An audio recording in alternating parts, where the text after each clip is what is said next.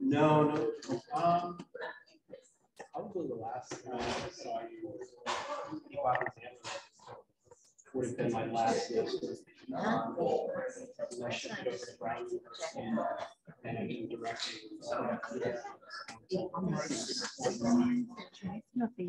Can you stand at the podium for 1 second so I can just test where I'm at?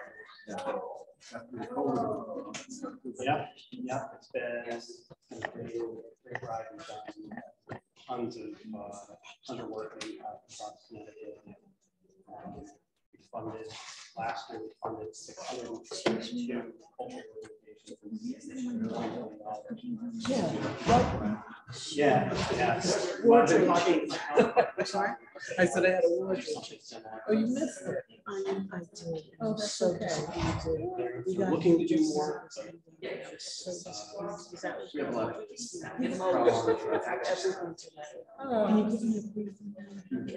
So I cut a stew, and it was using all indigenous. We did. It had test. Test. It had cohogs and steamers. It had cotton haddock, had oysters, and then I used ground nuts and Jerusalem artichokes in place of potatoes. Because those are the indigenous dishes. And then I had squash. What kind of squash? I use what's it called? Kombucha squash. It's like a round, almost a short and fat.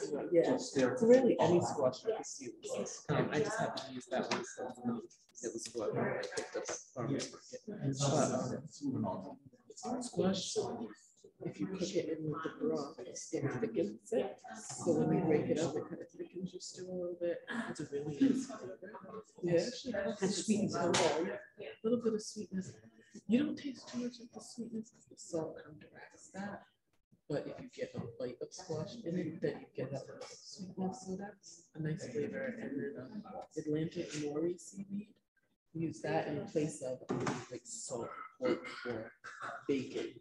Because that will add some salt flavor to it. Which I probably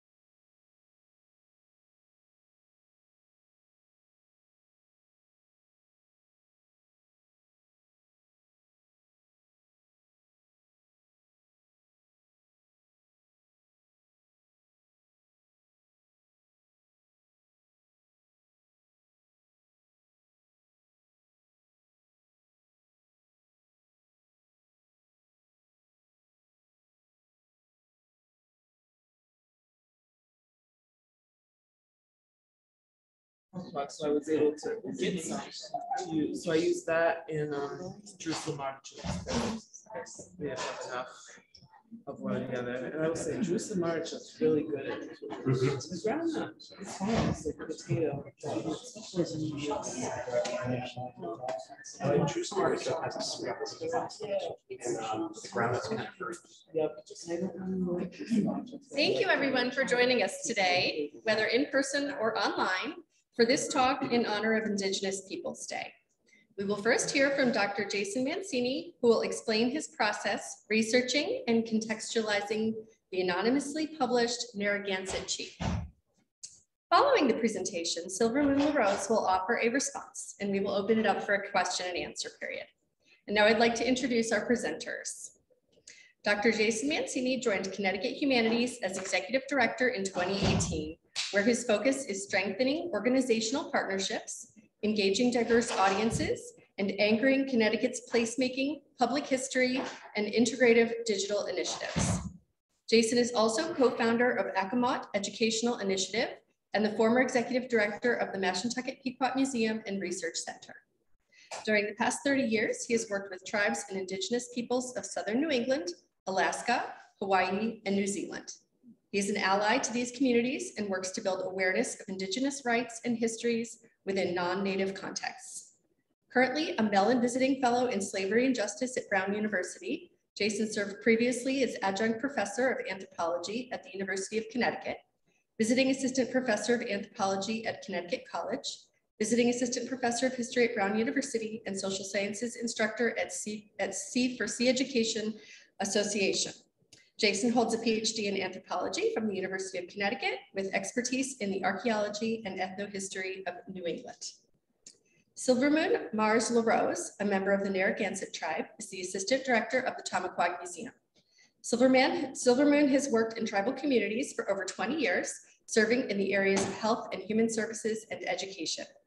Throughout her career, she has had the opportunity to travel extensively, learning from Indigenous communities throughout the United States. Silvermoon is also a member of the Rhode Island Foundation's inaugural cohort of the Equity Leadership Initiative. As a public servant, Silvermoon serves as the Secretary for the Charlestown Conservation Commission. As an artist and educator, she hopes to foster Indigenous empowerment through education, community building, and the sharing of cultural knowledge and traditional arts. She holds a Bachelor of Arts in Sociology, a minor in Justice Law and Society from the University of Rhode Island, and a partially completed Master's in Rehabilitation Counseling from Western Washington University. Thank you so much for being here, Silvermoon and Jason. I will now turn it over to you.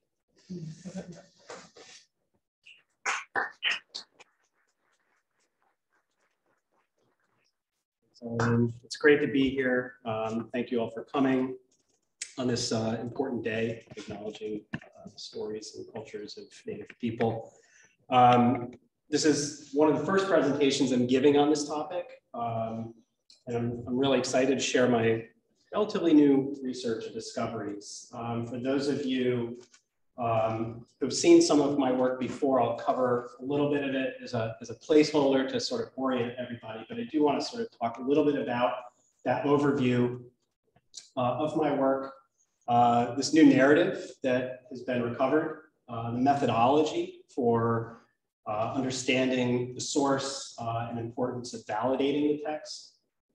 There's a lot of new information. It's an almost 200-page narrative, lots of activities and voyages. I'll cover some of those. And I want to also sort of highlight 3 generations of Indigenous experience. Covers a period from 1760 to about 1830.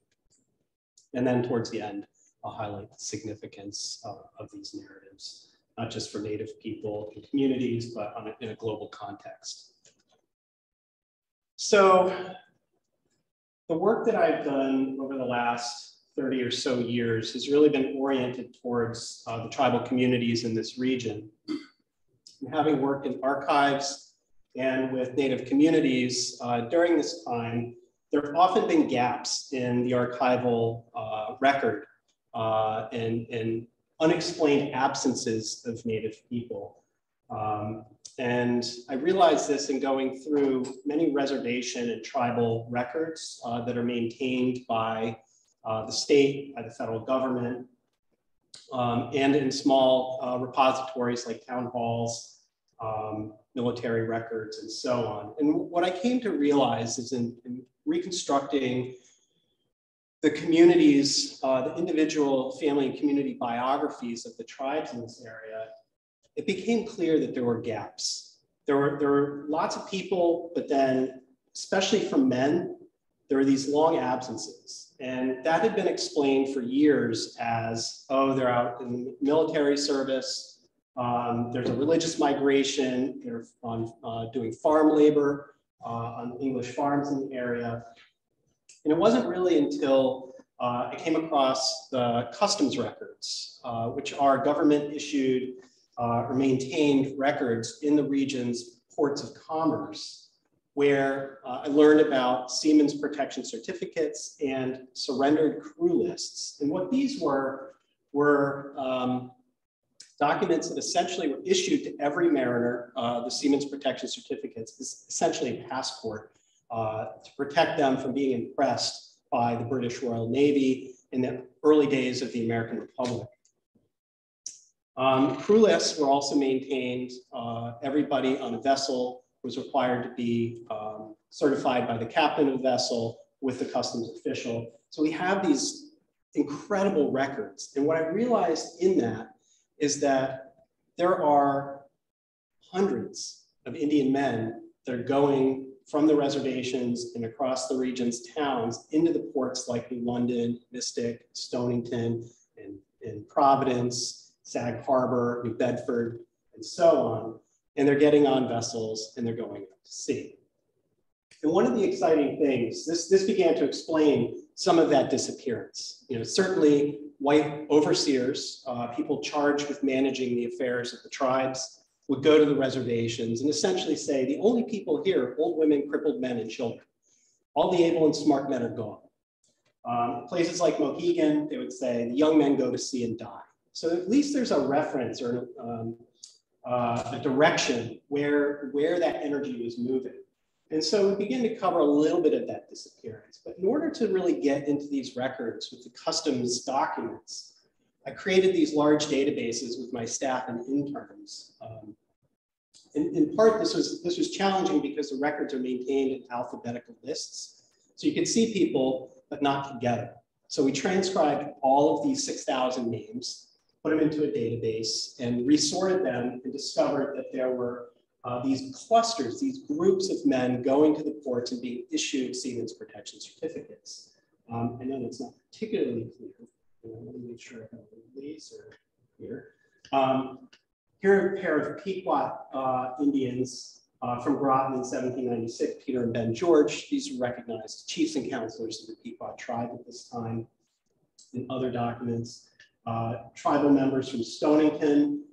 Importantly, these three men don't ever show up in Eastern Pequot tribal records. In fact, 90% of the men that show up in Indian men that show up in customs records never show up in any tribal records, which is an important part of understanding the invisibility of these folks. Here we have the group from a wider geography, Warwick, Groton, and Charlestown, Rhode Island. The only person here that's the tribal citizen is Augustus Harry, he's Narragansett. And then we have larger groups. These men are all going to court on the same day and being issued certificates. Then they're getting on vessels. And that's where these crew lists come in. This is the crew list for the ship Connecticut that sailed to the South Atlantic Ocean on a whaling voyage in 1832, 1833. And on this voyage are 3 Mashantucket Pequots and 1 Mohegan. So we can demonstrate that there's this cohesiveness and community continuity where vessels are being treated as more like extensions of the land. And they're used to articulate these social networks of Indigenous people, not just from the land to the sea, but around the world. And so I began to explore that a little bit and take that to the next step that I could, which was, if I can find these men on a vessel, what can I do with the vessel? And that's where I started looking for logbooks. And if we have a logbook, and this logbook is from the ship Connecticut here, from this crew list. This is maintained in the New London County Historical Society. And for those of you who have looked through logbooks, they can be incredibly boring. It's winds, it's the swells of the ocean, it's how many reefs on the sheet. Occasionally, there's a whale sighting. And even more infrequently, there's something really exciting that happens on the vessel that's captured in the midst of hundreds of pages. For me, though, probably one of the most important pieces of this story is right here and nearly invisible, and that's latitude and longitude. Almost every day, there's an accounting of latitude and longitude. And if we have that, we have global positioning, okay? And that's where we're able to take that ship Connecticut and see how it sails into the South Atlantic and back up to New London in this figure 8 shape.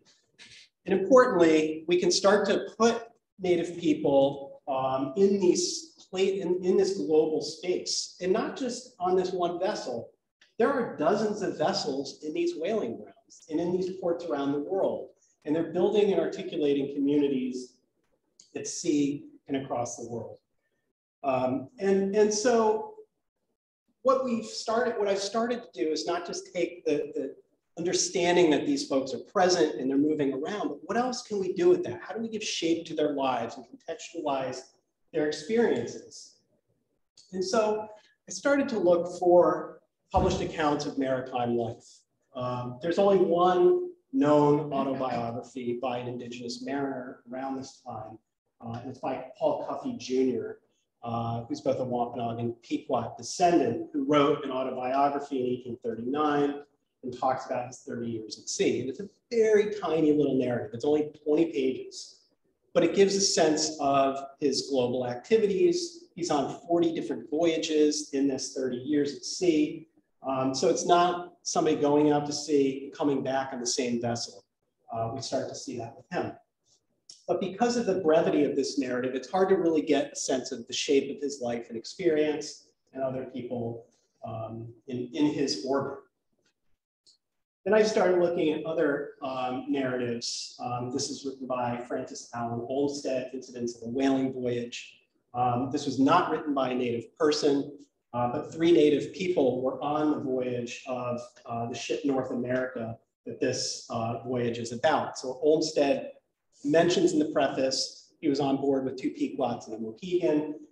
It's probably one of the most fabulously illustrated whaling journals of all time. In the book, there's a dozen or so lithographs, but in the original manuscript in the Beinecke Library at Yale, there are probably 6 dozen or so watercolors that show all sorts of things around this voyage.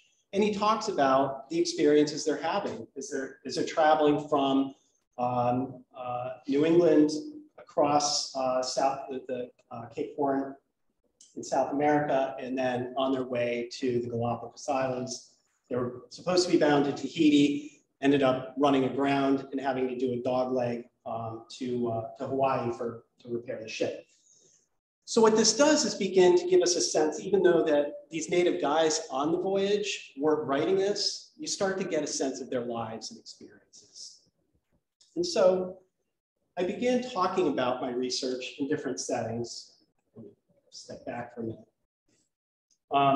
And wanted to look at voice, wanted to look at the different ways that Native people were empowering themselves in these contexts. And maritime labor is a particular form of labor at sea that is particularly merit-based. So Native people, people of color broadly, might have very limited opportunities on the land.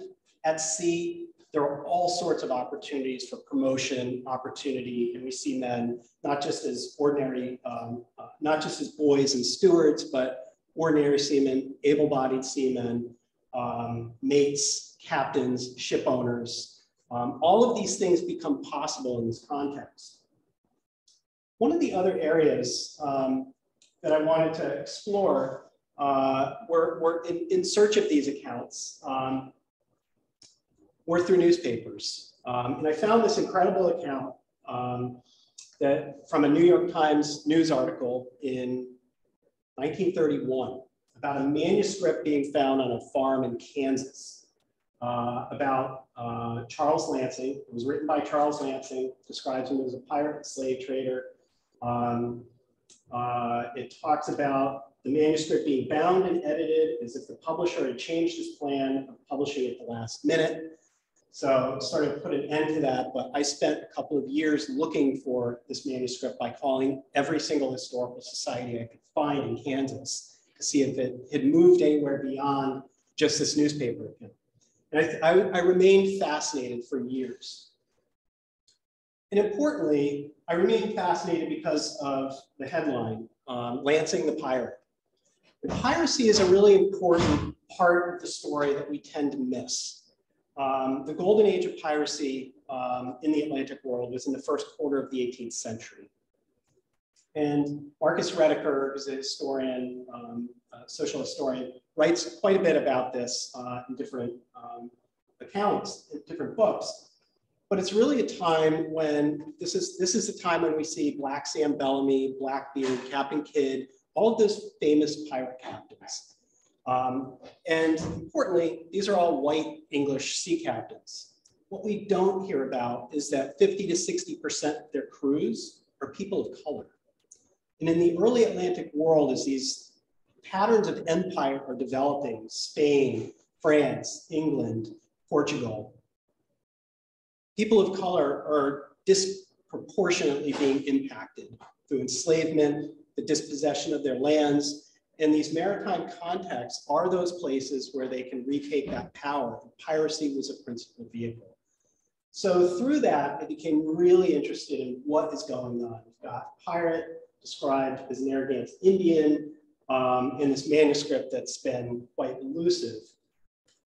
So I presented these narratives probably about 10 years ago at the New London County Historical Society.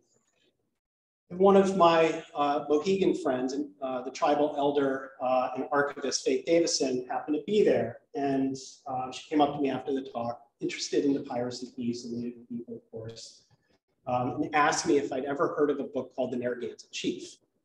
And I said, no, I hadn't. Never, in all of my work, I never sort of crossed paths with this manuscript. And so I went home immediately and Googled it. And I was able to find it in Google Books. And so this is the title page, Narragansett Chief or The Adventures of a Wanderer, written by himself as an autobiographical narrative. And then this name Isaac Pierce shows up. And it shows up on every copy of this front page. We've got publication information, and it was published in 1832. So I started going through this 195-page manuscript and couldn't get over how authentic it felt and sounded, and more importantly, that it was nearly identical, an identical reflection of that 1931 newspaper article. And so I realized that, in fact, as the newspaper article said, the book was never published, or the manuscript was never published. It in fact was, and it is the Narragansett Chief. So I just want to go over, I'm going to nerd out here for a couple of minutes because, I'm really trying to sort of make sure I tackle all bases here so that we can ground this book, this autobiography, in reality of the era of its time. So I just want to highlight a couple of things here. Specifically, we just went over the title, The Narragansett Chief or The Adventures of the Wanderer. The author specifically says, written by himself. The advertisement in the editor is Isaac Pierce. It's very clear in the narrative that Isaac Pierce is not the author. It was published in 1832 by J.K. Porter of New York. They published 3 books in 1831 and 5 in 1832. All of the books that they published were nonfiction. There's one that was described as a historical romance, clearly stated up front, this is what it was. Everything else was nonfiction, printed by Evans and Brooks. Just want to point this out. It was entered according to an act of Congress, June 15th, 1832, by Isaac Pierce. And I think this is where these misattributions begin to take place. By associating them with Isaac Pierce. Within that 195 pages of narrative, description, and account, the author, the anonymous author, according to this, but we now know as Charles Lamson, he only refers to himself as Charles. There's never a last name. And importantly, there's no dates. There's only names of other people, vessel names, and descriptions of events. And yet, in spite of all of this, the Library of Congress has designated this book as a work of fiction, and Isaac Pierce is the author. So this has been this way for 190 years, okay? All the scholars that ever cited this have been basing their work under the assumption that this is not an authentic narrative. So let's get into who Isaac Pierce is for just a moment. I think this is a really important part of the story. Isaac Pierce is a New York City-based abolitionist or anti-slavery leader. He's involved in all sorts of activities. His writings appear in Freedom's Journal, which is the first newspaper published by African Americans. The Liberator, William Lloyd Garrison's publication. Freedom's Journal predated that. He's involved in the National Anti-Slavery Standard and the Colored American. He attended the 20th session of the American Convention for the Promotion of the Abolition of Slavery. I think the connection between Pierce and Lansing comes from the fact that Lansing was probably familiar with Pierce's abolitionist sentiments and his involvement in the anti-slavery movement, and is one of the principal reasons that Lansing wrote the book. So the opportunities to cross paths in New York, this is where Pierce lived and worked, but it's also the place that Charles Lansing most frequently shipped in and out of. So he was familiar with that. Walter Pierce, you may recall his name in that newspaper article from 1931. Walter Pierce is the grandson of Isaac Pierce, who's a farmer living in Kansas, and on whose farm the original manuscript was reported from 1931. Okay, so in the advertisement of this book, at the very, very beginning, Isaac Pierce sort of lays out what's going on. And he said, this mysterious stranger, for he does not wish at present for reasons rendered sufficiently obvious in the sequel, so what will come after, to give his name in public, claims descent from a noted chief of the Narragansett tribe of Indians, ambition to elevate the character of his nation and to show white man that an Indian can write a book are his avowed motives preserving the record of his adventures. In relation to the genuineness and authenticity of the narrative, the editor will only observe that many of the facts have been verified and many more are susceptible of it if true or if being disproved if false. So, challenge accepted.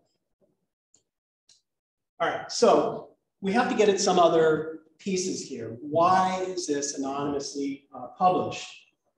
Part of it becomes obvious pretty quickly. Charles Lansing is involved in a lot of illegal activities. He's involved in counterfeiting and horse stealing. He's involved in piracy. He deserts a vessel from the United States Navy.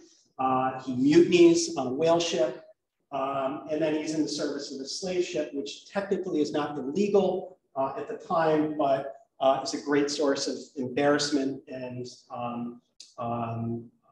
just abject horror for him. And he wanted nothing to do with that other than reporting those experiences in the account. Okay, so I'm going to keep nerding out here for a couple of minutes. And I'm going to show you some really cool stuff. As I pointed out, there's no dates in the text, not a single date except 1832 publication date.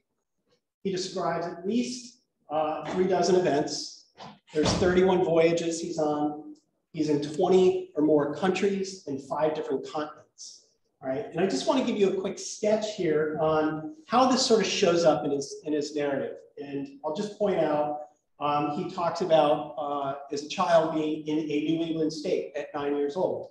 He talks about leaving that place and going to Troy, New York, to New York City. He jumps on his first trip at sea on the great free ocean to Saint Domingue. He talks about a conflict between Christophe and Dessalines. Saint Domingue is Haiti. So this is around the time of the Haitian Revolution, or just a little bit earlier. Then he's on the brig Jeanne d'Arc to Havre de Grace in France. He talks about being in Argentina. You start to get a sense, like he's listing this stuff off. And I'm not going to read through every one of these, but you can start to see this begins to articulate a series of people, events, things that are potentially able to be validated. So let's just take a couple of examples here in terms of how do we start to build this timeline from these dateless things and dateless people. Let's take the highlights, the conflict between Christophe and Dessalines, Indian boys from the Sandwich Islands, and also his recruitment by President Fitch, and then travels with the peddler to a cattle fair, passing spurious bills, a confederacy of horse thieves, and Stephen Burroughs. We can start to do something with that.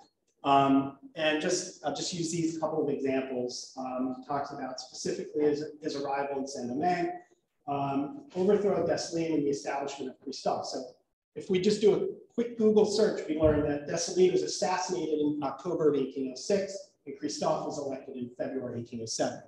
Those are a couple of good dates, right? 1809, 2 Indian boys from the Sandwich Islands, which was Hawaii, were making a great stir in the Christian world about this time. This is a reference to Henry Upukaia and Thomas Hopu, who came on a voyage from the Pacific Ocean to Yale, to New Haven, and ended up on the steps of Yale University. And Edwin Dwight, who is the cousin of Yale's president, Timothy Dwight, at the time, took them in, and these two became part of the Christian Missionary School in Cornwall, Connecticut. He talks about being pitched upon as a suitable person to go abroad and convert the heathen. And President Fitch, respectable institution, proposed for me to go through college to prepare as a minister. We know that this is a reference to Ebenezer Fitch, who is the president of Williams College from 1793 to 1815. He's also a key figure in the establishment of the American Board of Commissioners for Foreign Missions in 1810. So you can start to see these dates starting to make sense around building this timeline. Shortly after that, they received news of a cattle fair, which was to be held in a little town distance of 20 miles. He and his peddler were desirous of attending and passing off some spurious bills, a reference to counterfeit. There are 13 newspaper advertisements between January 30th and February 8th, 1811, about a cattle fair to be held in Berkshire County, Massachusetts. And there's no other in the region. There's no other in a broader range of time. It's this moment. It's the first of many. So now we have a sense of that. And then again, also in 1811, he specifically references a son of the famous Stephen Burrows, who's the head of the Confederacy, and the headquarters was in Canada. These horse thieves had been taken. John Burroughs, Stephen Burrows' son, was convicted in Vermont, September 30th, 1811, again from historical newspaper accounts. So this becomes the basis for establishing at least some validation, but we're not really at a level of truth and association with Charles Lansing quite yet. So in order to validate the timeline, I had to do a deeper level of archival research. It took me to the National Archives in Washington, to the British Archives in London, to the Native Library, to the US Naval Academy, to New York Public Library, to Charlestown Land Records, and Sir William Johnson papers. Sir William Johnson was the superintendent of Indian Affairs for England in America's Northern Department. So I'm going to go through a couple of examples here just to give you a sense of stitching this narrative together. Let me just give a brief timeout to myself. In stitching all this together, I was able to sort of bring this timeline that I'm establishing for you up to about 1829 or 1830 without really having a perfect set of dates. And then I realized that there's an awful lot of things that I'm going to have to validate, and where do I possibly start with all of this? So I decided that the last voyage that Lansing was on, he talks about being on the US ship Guerriere under Commodore Thompson. I figured, okay, if I'm going to start anywhere, it's a US naval ship. There's got to be something in the National Archives. It's the US Navy. So I went to the Naval Archives, and that's where we start here. He says of this time, so we now know it's 1829. His account is he's in Rio. He shipped aboard the US ship Guerriere under Commodore Thompson and went to the Pacific Ocean. So I went to the National Archives, got the microfilm. This is really blurry and terrible, but this account, piece number 519, Charles Lansing, ordinary seaman. So there is no doubt now that we can sort of say this is a real deal. He's on the 1829 crew list, US ship Guerriere, Commodore Thompson. So that gave me the first sense, like, this is definable. This isn't some random narrative, somebody's making something up. Now I have factual evidence based in the National Archives. What else can I do here? So the date of entry here is April 11th, 1829. It turns out that his last voyage on the Guerriere was to New York, and the last logbook of the Guerriere is in the New York Public Library.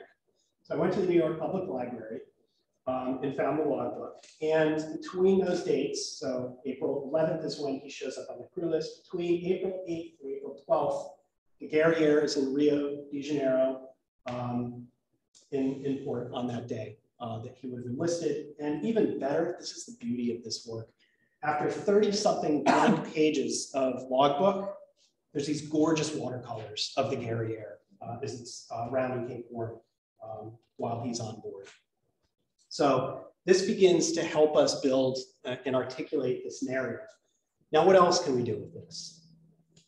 Here's another voyage. He's on another US Naval sloop, Ontario. Commodore Wilfred Chauncey, who he specifically mentions, so just read the quote. I did a little in the service of the Greeks, then went to Gibraltar, where I fell off of the US sloop Ontario, Wilfred Chauncey Esquire, as commander. I remained on board for 1 year, during which time we were visited by Lord Byron at Lakeport. Here's the crew list. Importantly, his name doesn't show up on the crew list. I'm going to come back to that in a minute. This is the Ontario. In order to get that date, I went to the Nimitz Library. One of the people on that vessel, while he was on it, was John Aulick, became an admiral in the US Navy, and all of his papers are in Nimitz Library. And he was a witness here to Lord Byron being present. Tuesday, May 21st at 3 p.m., Lord Byron, the poet, paid a visit, having first been on board the Constitution, USS Constitution, the one up in Boston, was right with the Ontario. We received him with 17 guns and received the yards on his leaving the ship. This gentleman, so celebrated for his talents as a poet. So now we have a specific date with the crew list, and we're going to go on for one more. In 1825, the HMS frigate Boudica, Commodore James Brisbane. At Plymouth, the Boudica got underway with a convoy of East Indiamen bound to Madras, Bombay, etc. On the third day of our departure, we sprung a leak. We made water so fast that all 3 pumps could scarcely keep her free. We put about and ran into Spithead, hoisted signals of distress. 2 steamboats were immediately sent out to us, and by them, we were towed into dock. We were overhauled and repaired, and in 2 weeks ready for sea. Nothing remarkable occurred during the passage to Madras, except that we touched at Rio de Janeiro. So this is the British naval ship. So in the British Naval Archives lie a logbook of the frigate Boudica. And here on this date, Monday, February 14th, 1825, in the morning, light airs and hazy weather. 7:15, a warning from the Hulk, and towed to Spithead on the lighting steamship, about 8:50, moored at Spithead. So that comes from the National Archives. There's no possible way he could be making something up that shows up with such specificity in a totally separate source. If you read through this logbook, he then touches in Rio de Janeiro, and then to Madras, and then to Burma or Myanmar, where they were about to undertake the first expedition in the first Anglo-Burmese War. And he goes on to relate some incredibly specific details of that conflict that involved 10,000 South Asian armies and the British Army as well. Okay, so now we have some authentic accounts that are now validated using archival sources and triangulating those sources to give a sense of their veracity. Now we step into what I might consider a little bit of the fantastical, almost unbelievable. In about 1822, 1823, he's in Cadiz and has a chance encounter. So he's in the service, he spends a lot of time in service of the Argentine Navy. And he's on an Argentine Patriot privateer called the Young Constitution. And this is during the War for Argentine independence from Spain. And they're running about in the Western Mediterranean, and they're looting these ships. They're very successful until they shipwreck during combat near Santa Maria, Spain. During that, they're aground, the ship is breaking apart, all the sailors are jumping overboard, and the Spanish are basically shooting them like fish in a barrel. And there's only a handful of these guys that survive, and he survives, and he's later incarcerated at San Sebastian prison in Cadiz. And while he's there, he's paying attention to all the people around him, and there are other prisoners in the prison yard. And he notices a man of very peculiar manners and appearance, a swarthy complexion, long straight hair, and dark piercing eyes bespoke him a North American Indian. And it turns out after a conversation with this person and going into detail, he realizes it's his father. He meets his father in the Spanish prison. And they go through accounting their lives and validating these things that occurred to each other. His father had been gone to sea since he was a boy. This is the exclamatory language that's in the text. But Charles's father, who remains unnamed, I don't know who this is yet. He's in prison for fighting on the side of the constitutionalists in Spain against the royalists. He had escaped. He goes through and recounts his life, his upbringing, talking about what is likely an account of Oneida, at a minimum, a Haudenosaunee, which are the Iroquois nations, and the possibility of having an Oneida mother. His parents decided when he was very young that he should be educated in the English style, which gives him this sense of both literacy and knowledge of Christianity and everything that he's contemplating and they're discussing. He talks about witnessing the death of his father, so Charles's grandfather. After his father's death, he said he had nothing to remain in the Americas anymore, and he left to sea and went to fight for Napoleon in the Battle of Acre, which is during Napoleon's Egyptian campaign in present-day Israel. He was captured during that campaign. It was one of Napoleon's losses. And he was enslaved. And during his time as a slave in this house, there was a Circassian woman and her beautiful daughter. The Circassian daughter and Charles's father fell in love, had a child, and Charles was born in Tangiers, Morocco. So just to give you a sense here of our global place. This is where Cadiz is, here's Gibraltar, here's Morocco. For those of you who pay attention to anything in the news these days, this is Crimea. And Circassia is right just to the east of Crimea and was part of Russia's campaign to continue annexing back in the 18th and 19th centuries portions of adjacent territory. Uh-oh. I hope I don't get kicked out for that.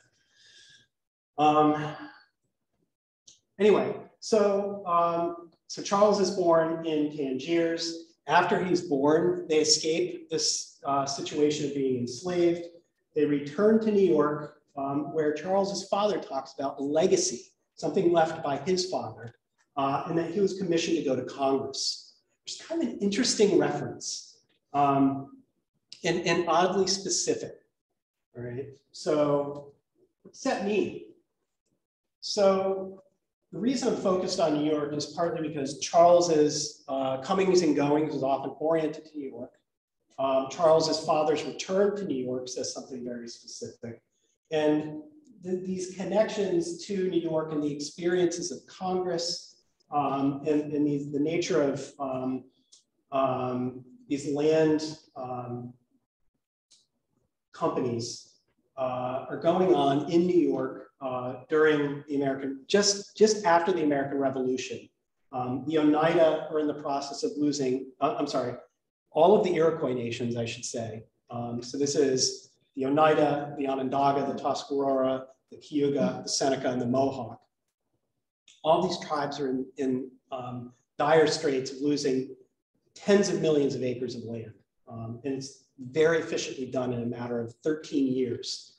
But one of these treaties, because the very early United States is not quite as strong as it will become, in part because the new states are very powerful. New York is especially powerful. And so they create, in order to satisfy the indigenous nations, in 1794, the Treaty of Canandaigua is signed that allots for the service of the Oneida, the Tuscarora, and the Stockbridge Indians land bounties that they could claim after the war. This is a reference to that commission to go to Congress. It's a very specific call out to this treaty. So again, sort of anchoring in these realities of conflict and empire right here in the New York region.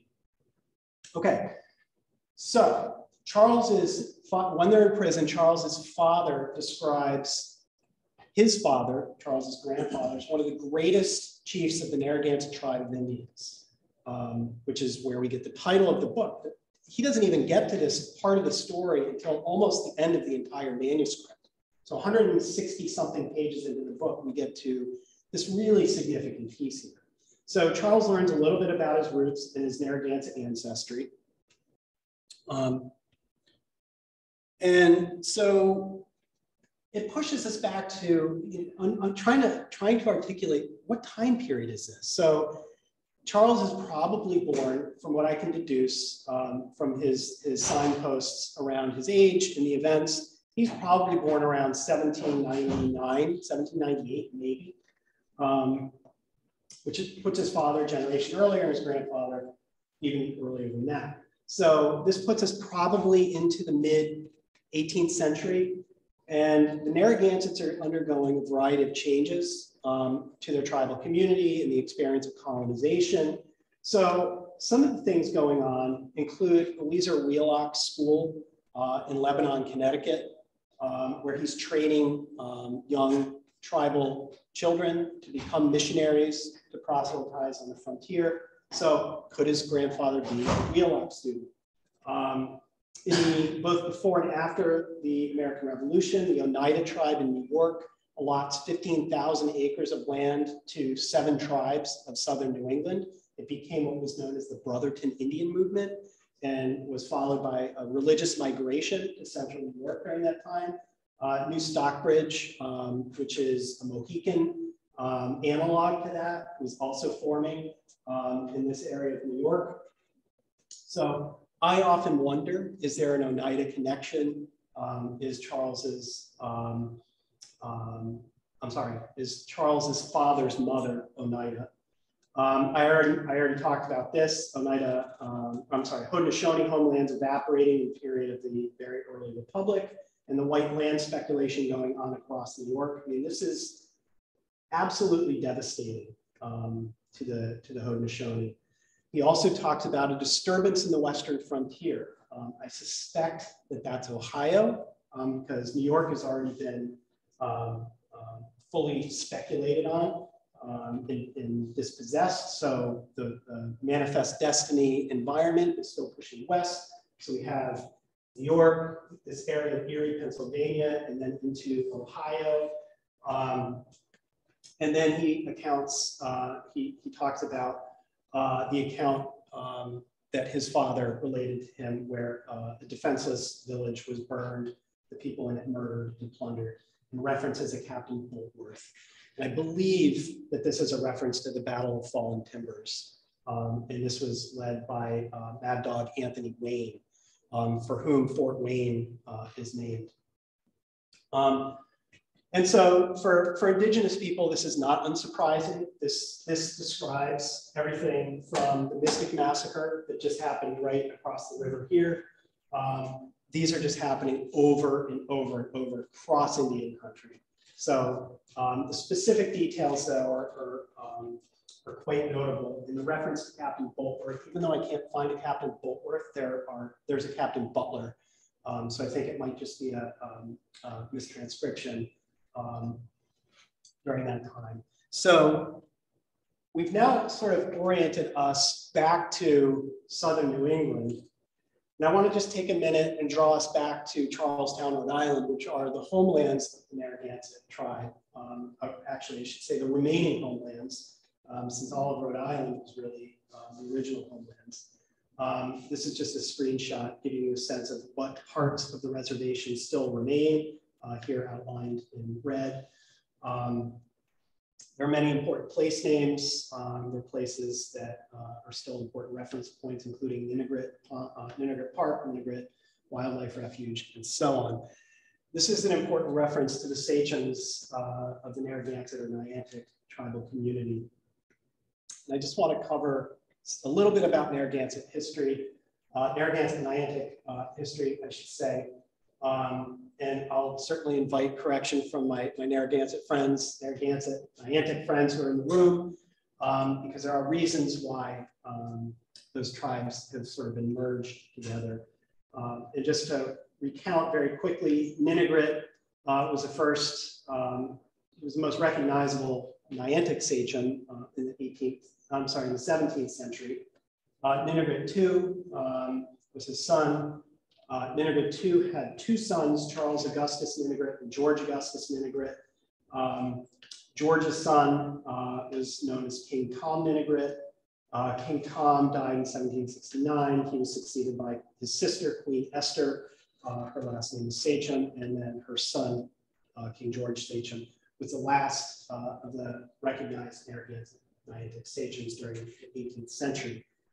We have the details recounted here. In Ezra Stiles' itinerary from 1761, Ezra Stiles was president of Yale University. He became quite obsessed with counting Indians in this time period of the 18th century.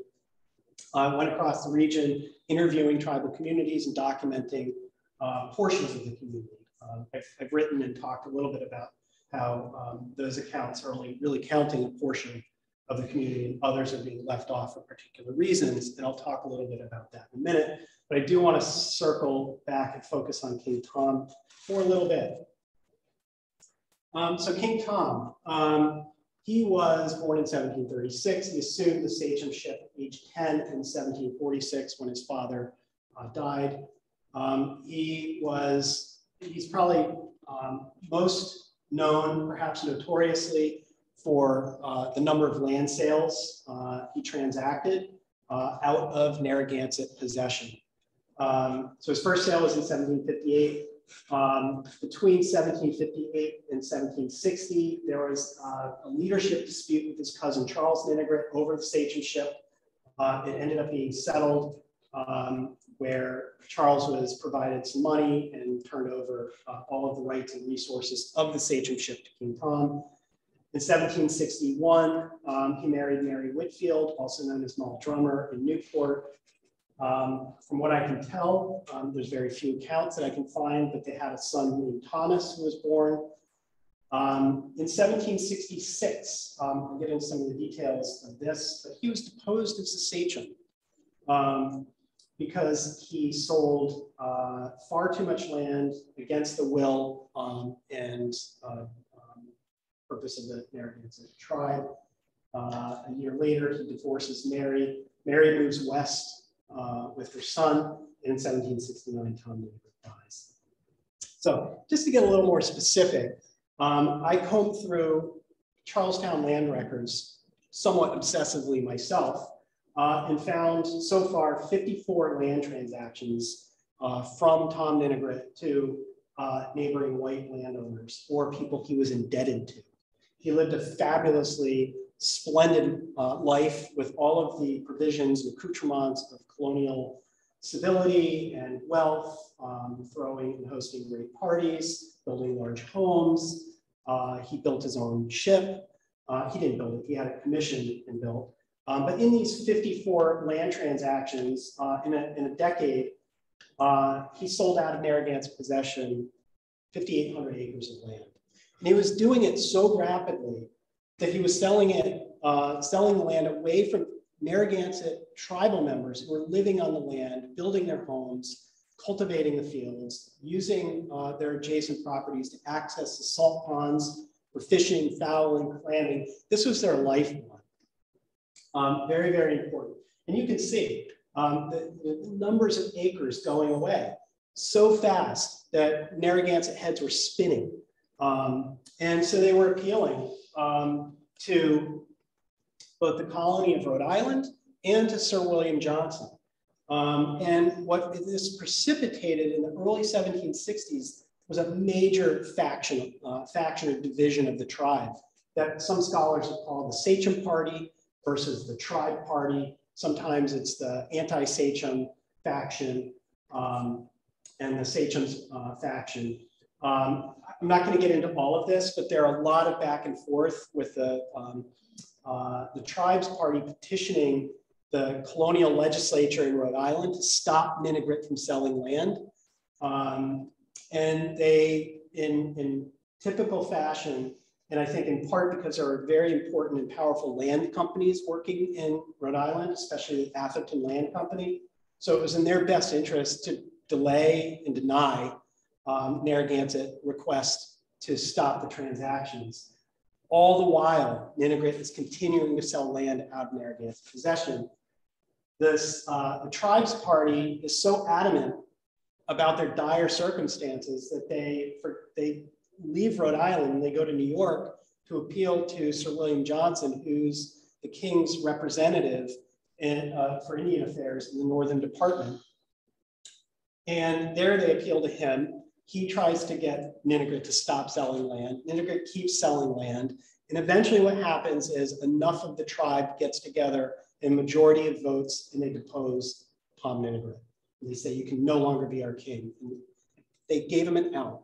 They said, you can no longer be our king unless you change your ways. And if you can demonstrate that, we may actually bring you back as the sachem. So they had such respect and reverence for the sachemship, but it was such an expense for the tribal community and their well-being collectively that they couldn't tolerate it anymore. So here we come to one of the most significant people in the tribal community, a man named William Sachem. And as is referenced in the Narragansett Chief book, one of the greatest chiefs of the Narragansett tribe, who is unnamed in the book, but here's the argument that the Narragansett Chief is William Sachem. This is one of the deeds that Tom Ninigret issues in his spate of transactions. Amongst those 5,800 acres and 54 transactions, only one transaction goes to another member of the tribe, and it's to William Sachem. His beloved, in consideration of the love and goodwill and affection I have and do bear unto my beloved uncle William Sachem. And included is not just William Sachem, but Sachem's children and grandchildren, 181.5 acres. So this is really an important piece of the puzzle. So who is William Sachem? Among the Narragansett leadership of Tom Ninigret, who's the sachem, there are 5 counselors or chiefs. One of them is William Sachem.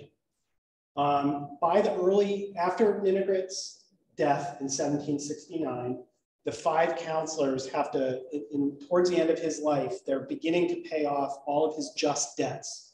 And in the process, and by the early 1770s, it turns out that of the 5 counselors, 2 are dead by 1772, and the other 2 remain active in tribal affairs in Charleston for many, many years.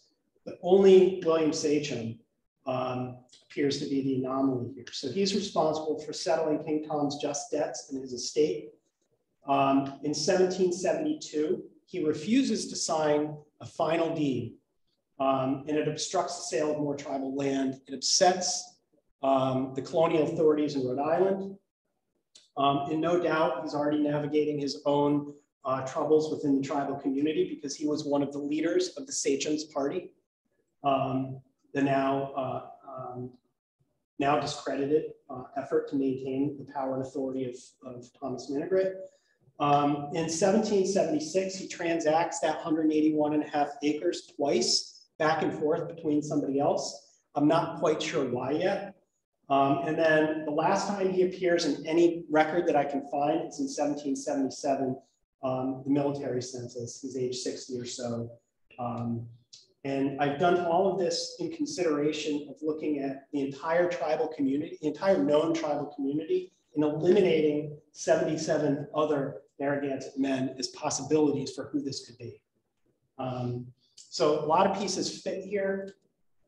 I know I'm probably coming on my time. So why is this important? So what this becomes is, having demonstrated this is in fact an autobiographical narrative, it would be the second known Native American autobiography, the first being the story of William Apes, which was published only 3 years earlier, The Son of the Forest.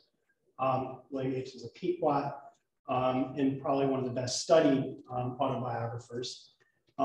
It's also one of the earliest abolitionist narratives. In part, I didn't really get into this. As a person of color, Charles Lansing was made as a boy to lie prostrate to his peers, his white peers, and it left with him such a bad feeling that he couldn't understand why the mark of his skin, his darker skin, put him in this position. And he had to ask his mother, who's a white woman, the daughter of the Circassian woman, Circassian slave, why was he being treated like this, and couldn't understand that. But also, I mentioned the slave ship that he was tricked to being in the service of. They went to Rio Pongo in Guinea. They brought on several hundred slaves, and as they were leaving, they came into conflict or into the sight of the British frigate Sibel. And these are the series of anti-slavery patrols that the British Royal Navy was enacting on the coast of Africa to prevent enslaved people. And during his time, they were so close to getting captured by the Sibel, they didn't want to be caught with slaves on board. So they threw hundreds of living slaves overboard in barrels. They tied them to shot and chains and just threw them overboard.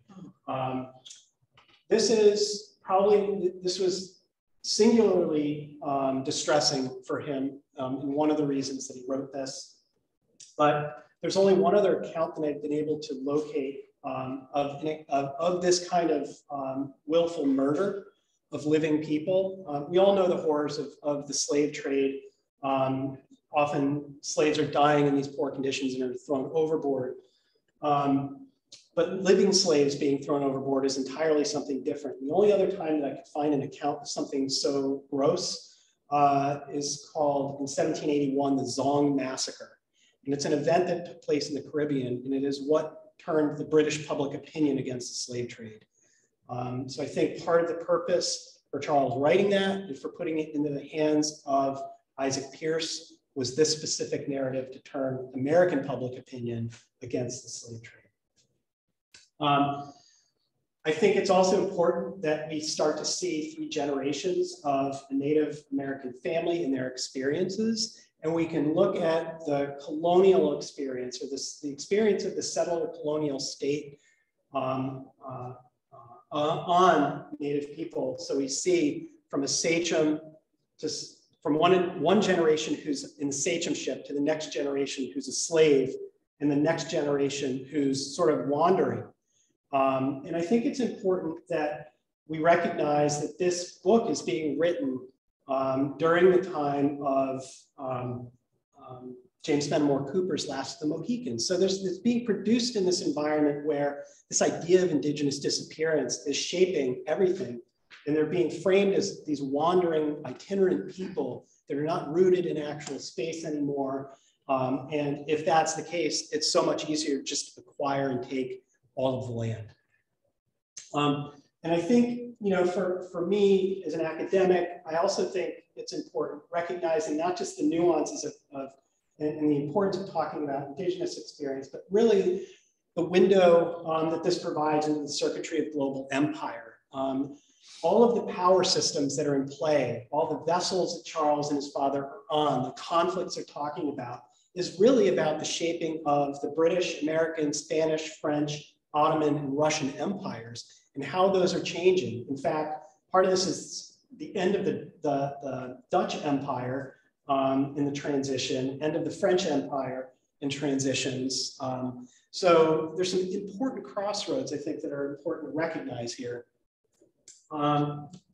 Okay, this is impossible to see, but this is, I'm just trying to articulate the association of the Ninigret family and the Sachem family, because they're closely aligned with one another and have a deep interconnection as important tribal leaders in the 18th century.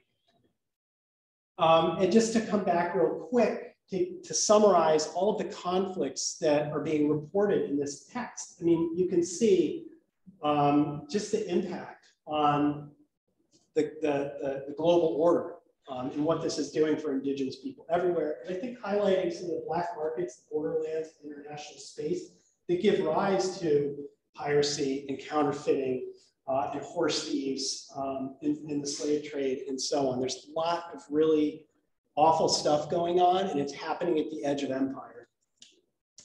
All right, and just to wrap it up here, some of the blind spots and loose ends. I think a bit about a Stockbridge or Mohican connection. Charles is being raised in Western Massachusetts and is within 20 miles of Williams College when he's being recruited by President Fitch. The cultural identity. So we've got a grandfather who's Narragansett, but what happens from there?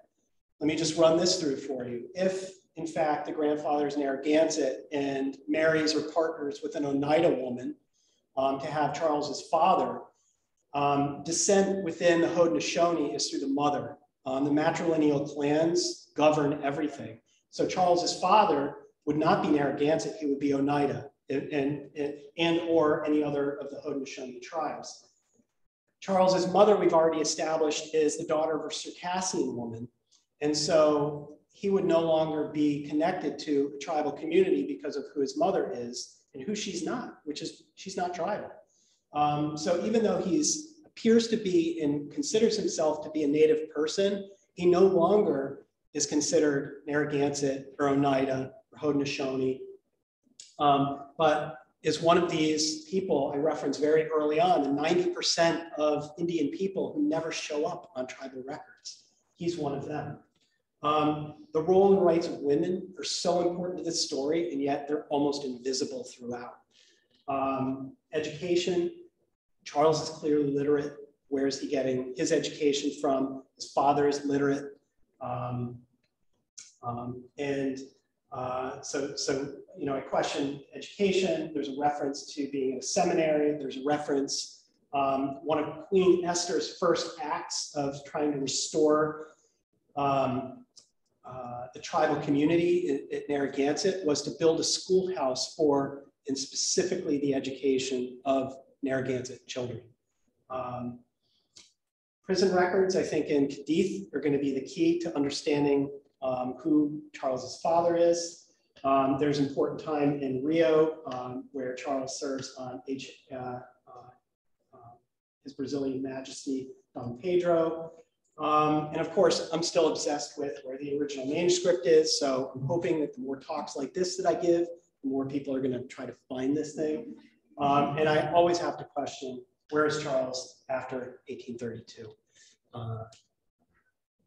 Oh, I do have one more slide. This is a voyage map of all of the different places that he went. Just to compare, this is Paul Cuffey Jr.'s voyages, his 40 voyages and places he went. Hard to see on this map and on the scale, but there's little colored green and yellowish dots all over the place. give you a sense of global space. And thank you for your patience and your attention.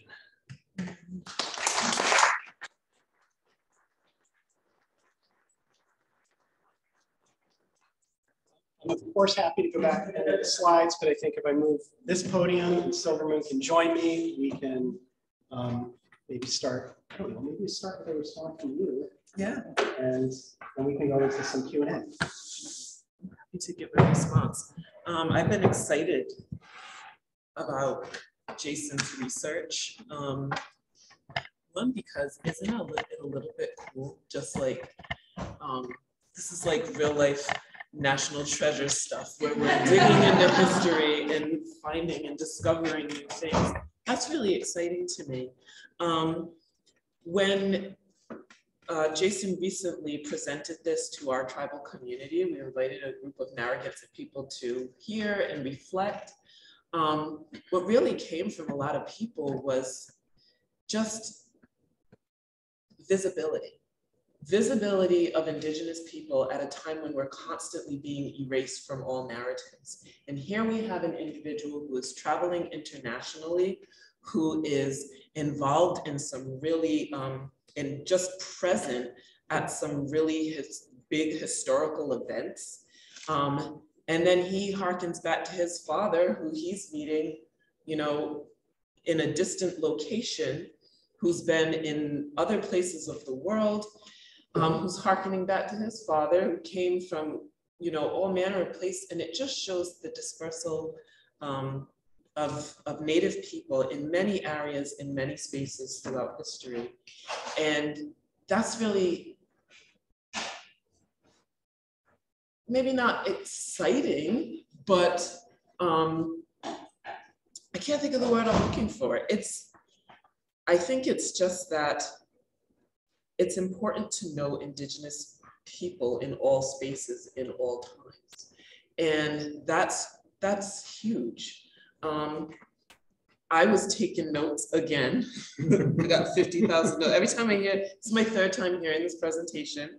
Every time I get more notes and more thoughts. And I think a lot of themes come up that I hearken back to. And one is the issue of identity as an Indigenous person, because what stood out to me and what confused us the first couple of times we heard it was that original newspaper article that talks about finding this manuscript. And it states Charles Lansing, it gives the name as being Narragansett and Negro. And then we see if through the research, if we're connecting to his own story about who he is, how did the Negro identity be placed upon him? He himself is, you know, descended of Narragansett, possibly Oneida, a Circassian woman. They're in Morocco. Does he have like one drop? And we're hearkening back to that one drop rule. Because at that time, it was like, it only took one drop for you to be identified as Negro. But we know in the history of Indigenous people, particularly in the New England region, that identifying people as Negro has been used to erase them as Indigenous people. That is part of the history here. And being of mixed descent does not erase who you are as an Indigenous person. But we see that in this story. So that, I hearken back to that as being how he ends up inevitably being identified. The Wheelock School that you mentioned brings up thoughts around Native people being trained to proselytize to Native people. And we see in early records around New England Christianizing of Indigenous communities that white European ministers had a really hard time proselytizing to Native people, but had better success with other Native people witnessing to them and bringing them in. So now we're forming whole schools to go westward to do that work. And we see some of that come up in this story.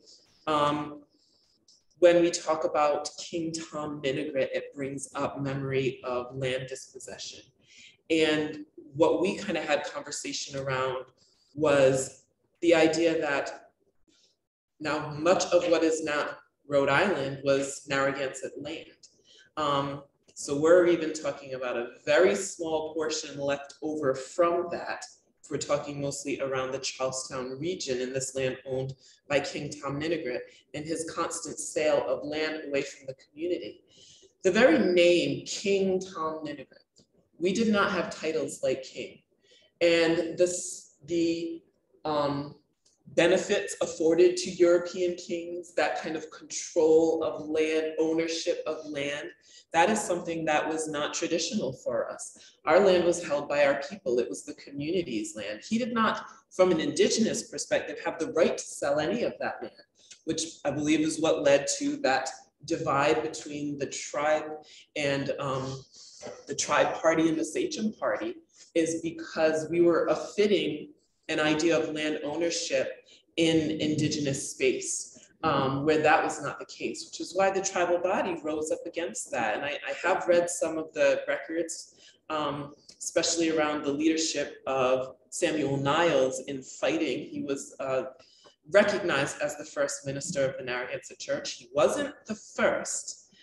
There is another person, and it comes up both ways in the record, Simon James and James Simon. So whether, you know, what his actual name was is unclear, but he was a Pequot minister, and it was the Baptist church that wanted him in the leadership of the church, and the community was like, nope, we got Samuel Niles, he's one of our own, Narragansett, and they followed him. And so eventually they ousted Simon James, James Simon, and Samuel Niles became recognized as the first minister of the Narragansett Church, because that is who we chose as our spiritual leader. Now, in that history, this Christian minister, Narragansett man, was also very politically involved in the tribal politics and governing of the land that was being held communally by Narragansett people. We are living there, we are farming that land. But Europeans put it in the ownership of King Tom Ninigret, who was then selling it away from the community who's actually living and working on it. And from the perspective of King Tom Ninigret, he was very colonized by that point. He had been taken from his community, raised around white people, educated around white people. He had left the country. So he had a very different way of living, separate from how the community was living. He even held Native people as slaves. When they're doing the Center for Slavery and Justice, doing their research, and I found a record of King Tom Ninigret, who was looking for his native slave, who would have been one of his own people.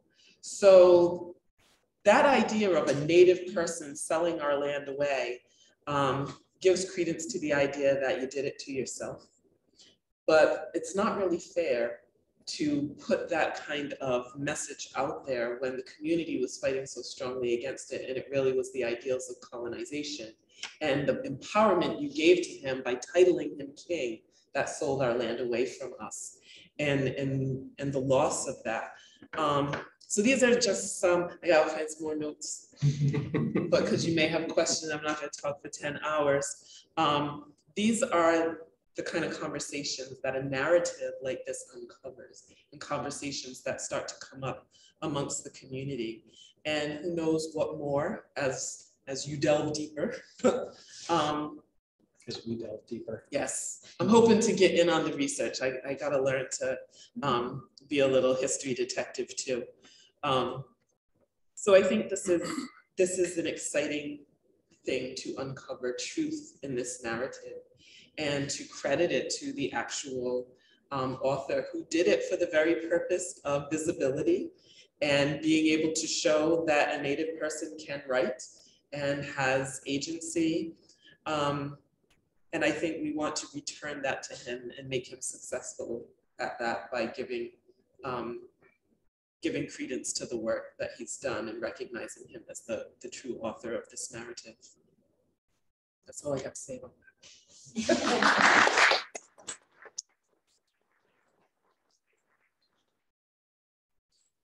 So do we have questions? Yeah. My wife just says it's a lot to absorb. Isn't it though? I told you 3 times. Yeah. And I'm still taking in new things every time. Yes. I don't know how you talk so fast. I was trying to keep up. I guess I have to slow down. There's so much more I could say. I have to constantly. I know scale back. you were minding the time, and I was like, oh my gosh, he's so fast. Are there any books that we could read about this stuff that we can get? You could, if you want to read the original narrative, just search for Narragansett Chief Adventures of a Wanderer, and it's in Google Books. So you could read all the details and explore. And you know, I'm working on a book manuscript that will pull this together. I want to continue working with the Narragansett tribal community to figure out, you know, where other archives are. There's still a lot of gaps here that I think are important, and I think it's going to be important to have a Narragansett perspective that sort of undergirds this effort in making sure that tribal voices are present in the interpretation. Another question. You listed where all the voyages went. Did anybody go to like Great Lakes? Charles Lansing did not. Paul Cuffey actually did. He shows up on, I think, a steamboat in the Great Lakes. He talks about going to Detroit, and he had relatives in New York. Yeah. How long did it take for you to pull this far together? Well, so, you know, the first, I found that 1931 newspaper article probably around 2005. And it just seeded something. And I continued all of my work. And then I think in about 2012, I gave a talk at New London County Historical Society when I made the connection between the newspaper article and the Narragansett Chief book. And so I worked on that a little bit and sort of accumulated archival resources, but really the opportunity that I had to spend last semester, I became a fellow, visiting fellow in the Center for the Study of Slavery and Justice at Brown. And in that 6-month time period, I was able to really dive into some of this work and made some critical links that was able, you know, I was able to get to the New York Public Library, the Nimitz Library. I got to review, I'd had all of the HMS Boudica records for years, but really didn't have time to pour through all of them. And I started mining them and made some of those key connections that sort of validated this and just kind of instigated sort of me revisiting this in a more serious way. And then really, I mean, when did you see my presentation at Brown? June? Yeah. Like June. I didn't have anything on William Sachem in June. I suspected there might be a connection to the Ninigret family, but it wasn't really until I started diving into the factionalism that was going on between the Tribes Party and the Sachem's Party and start looking at lists that I could cross off. Like there's so many people, hundreds of Narragansetts. So, you know, as much as I hate to do this, I had to cross all the women off. And the women are so important, but they're signing all of these documents. And then just sort of deduce from what was left from the men and discounting, and everything just sort of funneled closer and closer to William Sachem. In fact, I had it down to 2 people. It was William Sachem and his son, Tom Sachem. But then I found a death record for Tom Sachem in 1781, so it couldn't have been him. And then everything continued to build up towards William Sachem. And that's what I'm working from now. Like, I need to be proven wrong at this point. But if anybody can find more records, you know, that I'm anticipating it will only reify, you know, my conclusions at this point. And records for Indigenous genealogy are really difficult. They're not well kept.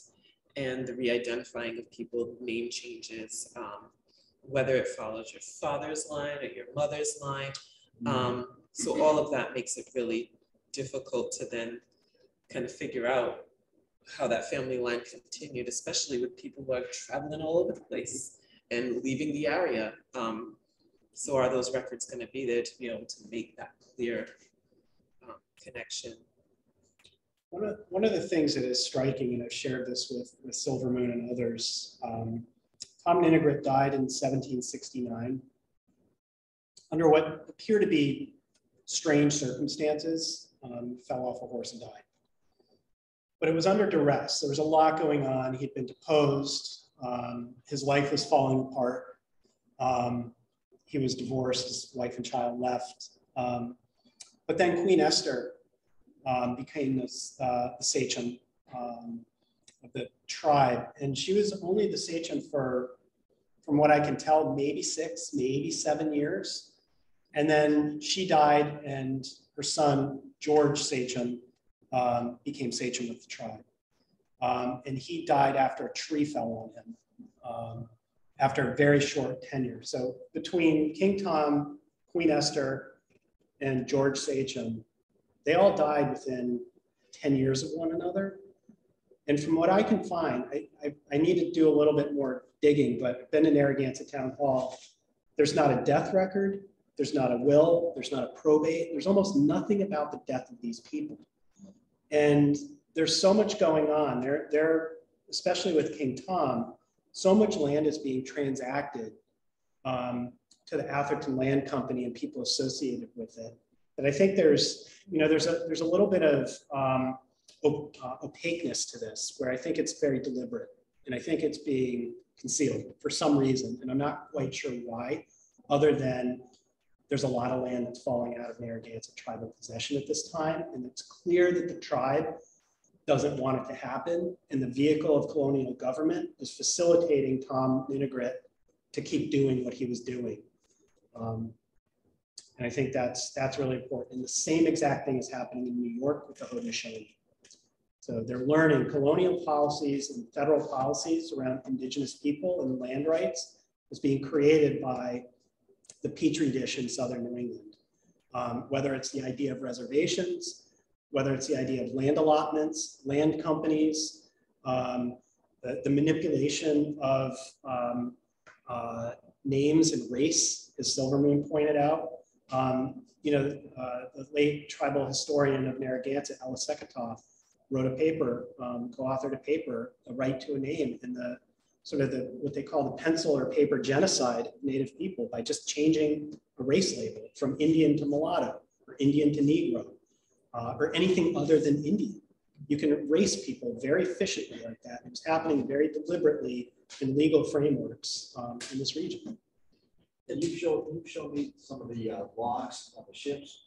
They have the name of the fellow in there. Yep. He's listed as Indian. Another one he's listed as Negro. Yep. And it's very deliberate. The whole identity thing. Yep. What is it? No. Like, why does it even matter that they're keeping records of that? Yeah. But and it's the same guy. And I think that's what's so interesting, that we can learn from those records, because people were not identifying themselves. Someone was identifying them based on their looks. So they didn't come up saying, I'm Indian, and they're just going to write that down. So that's why there are records where you can see the same individual listed different ways and on different ships based on who's choosing that for them. It's interesting to note that all of this is happening around that period just before the break from Britain. This is just before the Declaration of Independence. So at the same time that this is happening, this land dispossession is happening, there's also that struggle against British rule with early colonists. And in the Declaration of Independence, it does not speak very highly of Indigenous people. It does call us merciless Indian savages. One of the complaints for, declaring independence from Britain was that they did not like the political relationship treaties, respect in a way of Indigenous governance and ownership, which speaks very much to this land dispossession that's trying to happen at the same time. When you were talking about William Sachem refusing to sign land deeds, obstructing those sales, and then later changing deeds, it makes you wonder if there's some, trying to hold on to land when those powers are changing from Britain to colonial, and also the suspicious deaths of individuals during that time of changing over. when we were talking about it, what it brought back was, what it brought to mind was thoughts of the novel. If you haven't read it, check it out. It's called Killer of the Flower Moon, where they are killing Osage people for land, for their oil that's on that land. So that's not the first time in history that these things could have happened. So it just, we're opening up this whole closet of goodness knows what. It's very interesting. It's just very interesting. Lots more mysteries to solve. Has it led to any reparations?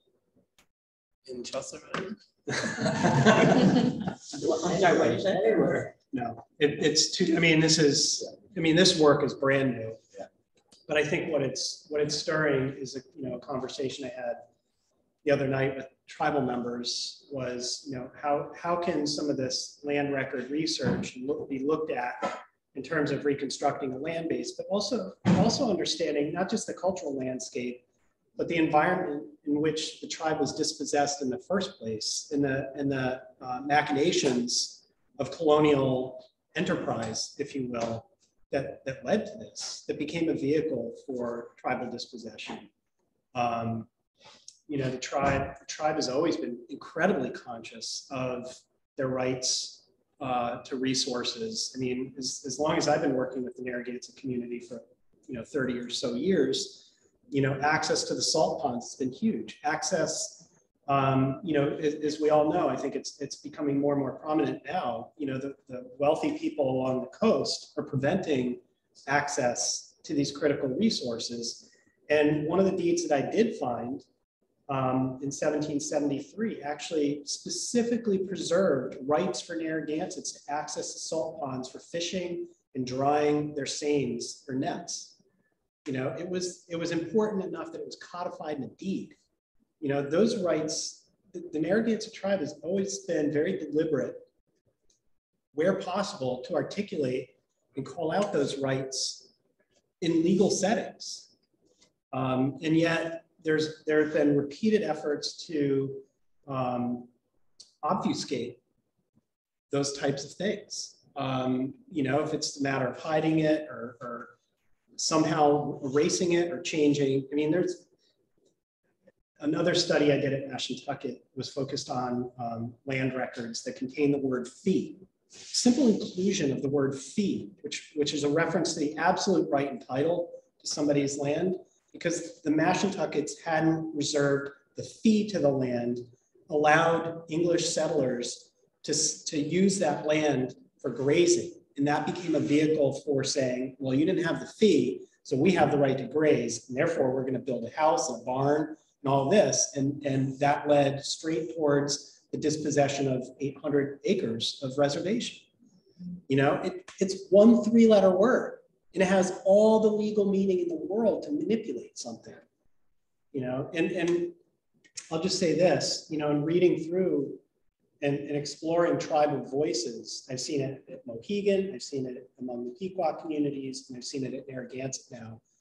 They all talk about artful and designing men. Artful and designing men who are willing to take our land, and they will do whatever possible to get it.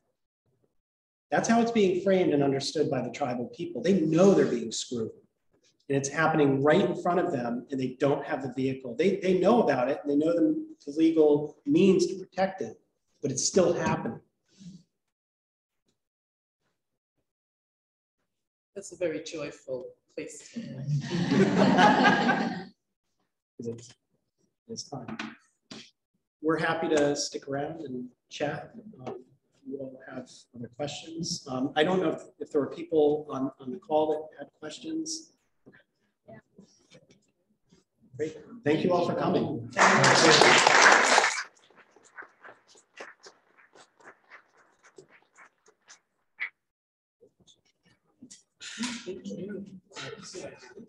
Thank you.